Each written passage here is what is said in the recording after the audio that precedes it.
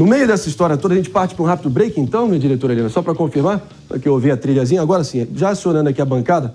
David, conversa importante que a gente vai estar promovendo agora aqui, ainda mais no embalo dos últimos programas que a gente tem feito para tentar desconstruir o outro quebra-cabeça trágico e alucinado que aconteceu lá no Aeroporto Internacional de Guarulhos sexta passada, porque a execução do delator do PCC ainda segue dando o que falar, muitas interrogações ainda no ar, muita coisa sem resposta e até agora ninguém foi preso pela ação no aeroporto de Guarulhos. Só isso já deveria levantar o sinal amarelo, né?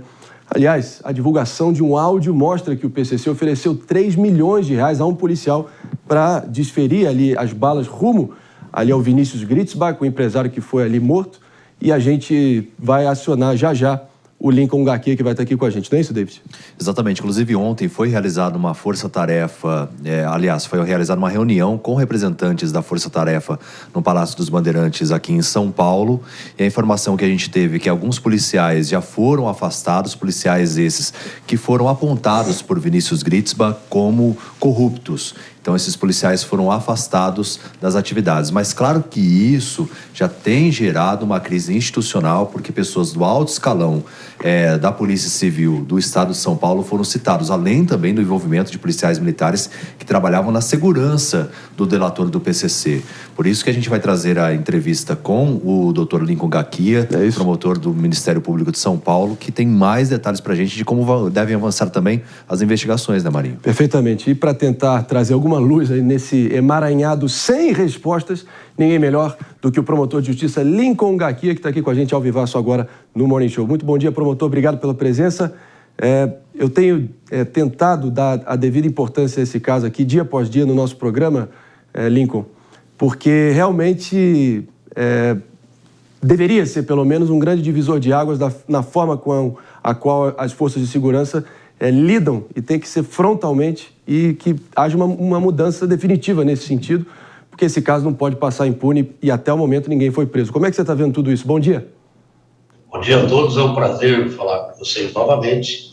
Bom, o Ministério Público tem acompanhado aí as investigações, né, tanto da Polícia Civil, no que diz respeito ao homicídio, os colegas de Guarulhos, com atribuição do Tribunal do Júri, estão acompanhando aí as investigações relativas à autoria do homicídio, e nós aqui da Força Tarefa do GAECO também acompanhamos não só esse inquérito do DHPP, mas também um inquérito que corre nas corregedorias da Polícia Civil e também da Polícia Militar. A nossa intenção aqui é colaborar para que em breve a gente tenha o esclarecimento aí desse crime tão bárbaro aí que chocou o país. Já vou acionando aqui nosso delegado Palumbo, porque, claro, não é que toda delação premiada, muito pelo contrário, o Brasil tem um longo rastro nesse sentido, né, Palumbo? Não pode ser levado ao pé da letra como a verdade absoluta, mas ao que tudo indica, tem gente graúda e grande que foi citada e pode ser que tenha uma represália grande a nível institucional. Claro que seria precoce aqui já sair atirando e nomeando, mas eu acho que pelo andar da carruagem vai dar o que falar ainda esse caso, hein? Doutor Lincoln, bom dia, obrigado por participar do programa.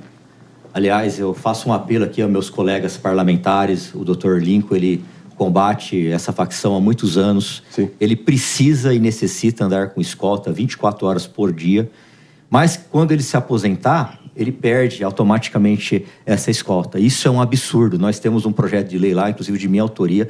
Faço esse apelo aos parlamentares, não importa se é de direita, se é de esquerda, de centro. Autoridades como o Dr. Lincoln, depois que se aposenta, tem que ter o direito de ter a escolta para o resto da vida, de forma vitalícia. Mas, Dr. Lincoln, eu queria fazer uma pergunta para o senhor. Se esse caso aqui tem algum tipo de ligação com a máfia dos transportes aqui na cidade de São Paulo, se tem qualquer tipo de ligação. Bom dia, Palumbo, é um prazer falar com você. Muito obrigado pelo apoio do seu projeto, né? Já tive a oportunidade de agradecê-lo pessoalmente, mas agora estou fazendo ao vivo. É muito importante não só para mim, mas para os policiais, assim como você, né, esteja à frente aí de delegacias importantes, já foi ameaçado também, outros promotores e juízes, né, além dos policiais, também precisam de proteção caso se envolvam investigações como essa. De fato, né, o Vinícius vinha colaborando conosco, ele assinou um acordo de delação premiada com o Ministério Público, e esse acordo tinha várias etapas, né, várias partes. Uma das partes, sim, também fazia a menção ao transporte público de São Paulo. Eu não posso, evidentemente, tecer detalhes, mas eu posso dizer que ele estava colaborando conosco, porque uma das empresas, aí, inclusive objeto da operação fim de linha, a Abribus, tinha no seu quadro de sócios, né, majoritários, integrantes importantes do PCC, e alguns deles que tinham negócios muito estreitos com o Vinícius, né? O Vinícius fazia a lavagem de dinheiro para todo esse pessoal. Já vou acionando aqui nosso David de Tarso também, está em cima aí, no rastro da informação, tentando ajudar a nossa audiência a entender todo esse quebra-cabeça e chegarmos aí a algumas conclusões, que é o que está em falta nesse caso até o momento. David? Bom, doutor, muito obrigado pela presença aqui no Morning Show, sempre atendendo a gente aqui da Jovem Pan, e eu gostaria de ser muito franco na pergunta, e o doutor também nunca corre da resposta, né? Porque, assim, o Vinícius Gritzpa, por vários momentos, ele até nessa delação, disse que policiais corruptos estariam agindo para atrapalhar as investigações e que estariam até mesmo pedindo dinheiro para ele, algo em torno de 40 milhões, para que ele fosse absolvido do crime do assassinato de lideranças do PCC. Como que ficam agora as investigações por parte do Ministério Público, que utiliza a estrutura, tanto da Polícia Civil como também da Polícia Militar?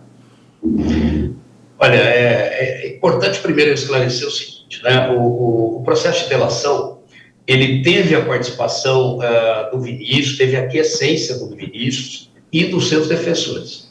Foram eles que procuraram o Ministério Público para começar as tratativas para esse processo de delação. E a partir do momento que esse processo ele é aceito, inclusive pelo Poder Judiciário, ele foi homologado pelo juiz, ele tem alguns requisitos, né, por exemplo, de sigilo das informações. Eu faço essa observação porque já foi dito, não foi a sua pergunta, mas que o Ministério Público não colaborou com as outras autoridades policiais compartilhando as informações de corrupção. Não era só sobre corrupção que o policial, que o Vinícius estava prestando depoimento, né, na sua delação, e basicamente na lavagem de dinheiro do PCC, isso ele estava nos auxiliando. Então, deixando isso um ponto bem claro, o Ministério Público está acompanhando todas as apurações. Evidentemente, nós oferecemos, eu já disse isso em outras oportunidades, várias vezes a proteção ao Vinícius, a inserção dele no programa de proteção à testemunha, porque enquanto esse processo de delação estava em curso, nós não poderíamos abrir o sigilo dessas investigações e nem mesmo compartilhar ainda com as corregedorias, né? Foi por isso que nada havia sido encaminhado, porque o processo estava em curso. E a proteção foi oferecida a ele e ele se recusou a ingressar no programa, porque dizia que ele tinha meios próprios para prover a sua segurança e que o seu estilo de vida não se coadunava com o que previa, né, uma testemunha ou um réu colaborador que entre no programa de proteção.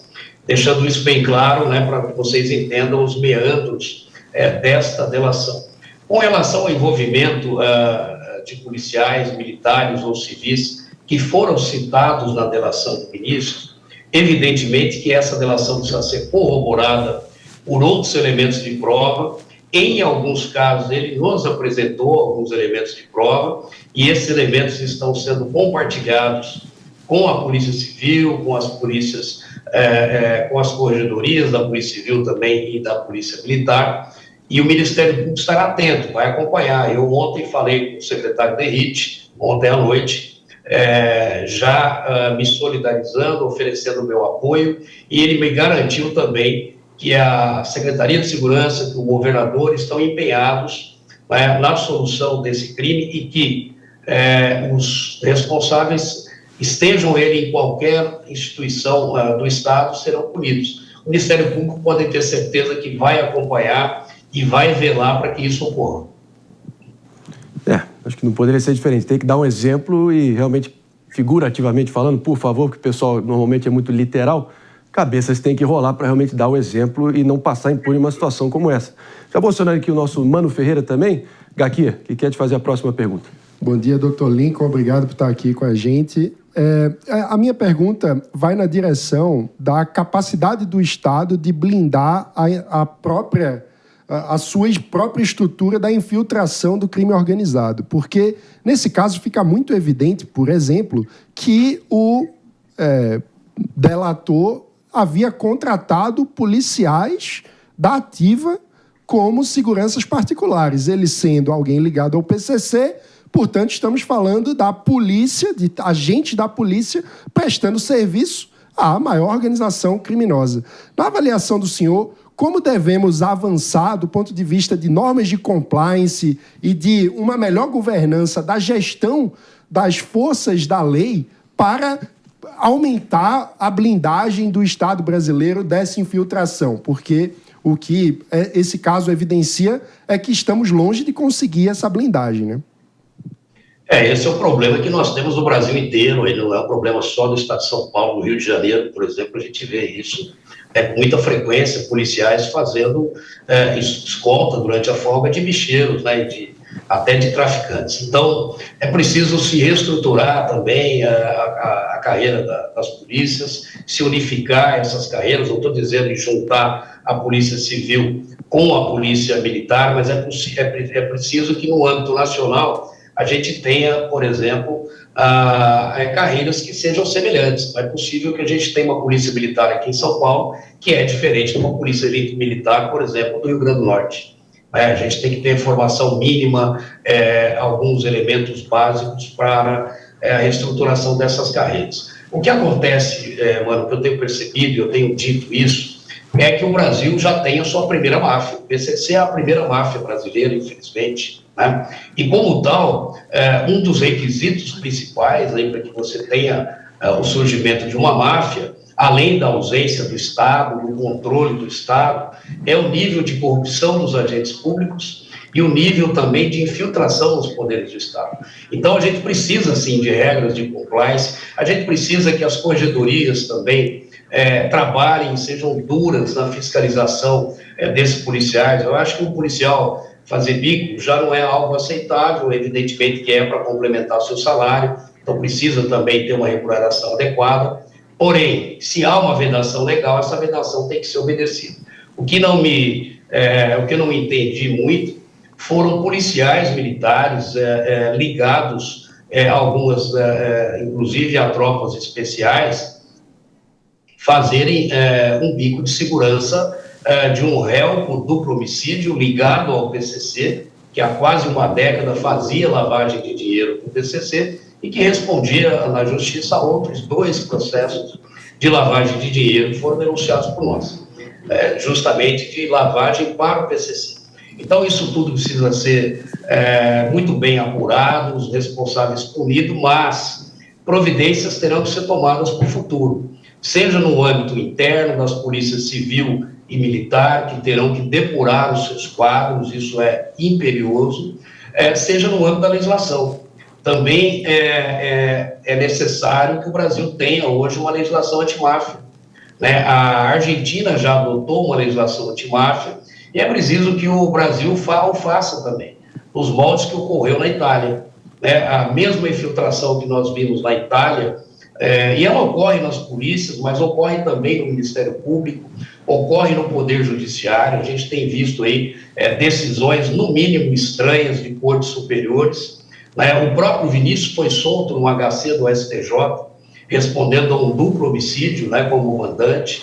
Então, tudo isso também precisa ser dito, porque senão a conta fica só em cima da polícia. A polícia, eu tenho dito isso em aulas que dou, em palestras pelo Brasil afora, é a primeira instituição que está em contato com as organizações criminosas, com o criminoso. Então, portanto, é a primeira a ser cooptada, né? A gente sempre vai encontrar no seio de uma corporação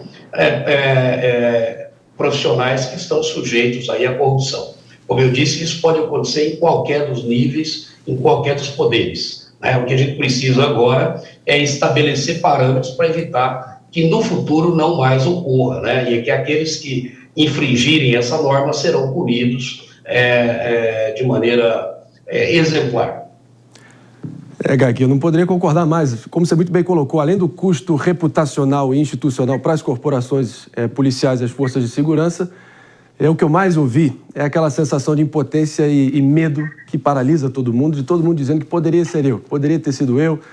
Afinal de contas, estamos falando do maior aeroporto da América Latina, aquele movimento maciço e frenético, e também indo exatamente ao encontro do que você colocou. A pergunta de R$1 bilhão no momento é essa, né? Como um arquivo vivo de tamanha importância seguia circulando normalmente com a escolta feita por policiais fazendo bico, contratados por ele próprio. Eu acho que o Vinícius Gritzbach acabou aprendendo da pior maneira possível, da maneira mais amarga, aquela lição que o Maquiavel já tinha deixado há séculos atrás naquele livro O Príncipe, que ele dizia que nunca se deve confiar em exércitos mercenários. E a nossa torcida, Gaki, fica que realmente o Ministério Público possa aproveitar as provas que havia colhido já na delação para realmente trazer soluções e respostas nesse caso. Então, obrigado demais pela sua presença aqui. Você sabe que portas abertas, o coro do Palumbo aqui para realmente haver uma escolta mais do que reforçada depois que você sair da ativa é a nossa e você pode contar com a gente. Obrigado demais pela presença. Obrigado, foi um prazer falar com vocês. Meus amigos, segue dando o que falar, 10 horas e 50 minutos. Antes da gente partir para o break, quero muito ouvir aqui a opinião, claro. Mônica Rosenberg, o que você achou? Pois é, o Dr. Lincoln citou aí a infiltração e a relação espúria das organizações criminosas com a polícia, com o Poder Judiciário, e há indícios de que há também, inclusive, infiltração no Poder Legislativo, nas câmaras municipais, assembleias. Então, nós temos que começar a rever por que a nossa cultura de corrupção, por que o Brasil está de tal forma aceitando a corrupção que nós estamos vendo tudo isso e a corrupção deixou de ser pauta. Na eleição de 2024, a corrupção não era mais pauta, é minha pauta da vida, e as pessoas me diziam... Eu fui candidata a deputada, as pessoas me diziam, você precisa mudar de pauta, porque a pauta da corrupção não é mais importante. E isso é gravíssimo. Na hora que nós, como povo, não achamos mais isso importante, na hora que nós não estamos mais nem discutindo o financiamento eleitoral, porque as organizações criminosas têm dinheiro vivo. Elas estão aí trabalhando com uma quantidade de dinheiro que na hora da campanha faz muita diferença. É lógico. Então, nós temos que andar muito para trás. Está muito antes. Eu já falei do iceberg quando eu falei do outro caso do Supremo, mas aqui também é a ponta do iceberg. Se nós não olharmos o que está para baixo e não olharmos a nossa política, nosso sistema eleitoral e por que a corrupção continua sendo uma questão cultural, não vai mudar. E é isso. Eu acho que a minha torcida, do Palumbo, do Mano, da Mônica e do David, e a de vocês, é que talvez as provas que já haviam sido repassadas ali ao Ministério Público, pelo menos em parte, consiga desmantelar essa gigantesca estrutura criminosa do PCC e também que haja uma depuração nas forças policiais para ali realmente tirar essas ervas daninhas, né, essas maçãs podres ali que existem e ficam desonrando o nome valoroso das nossas forças policiais, que ninguém é doido aqui de generalizar. Não é isso, Paulo?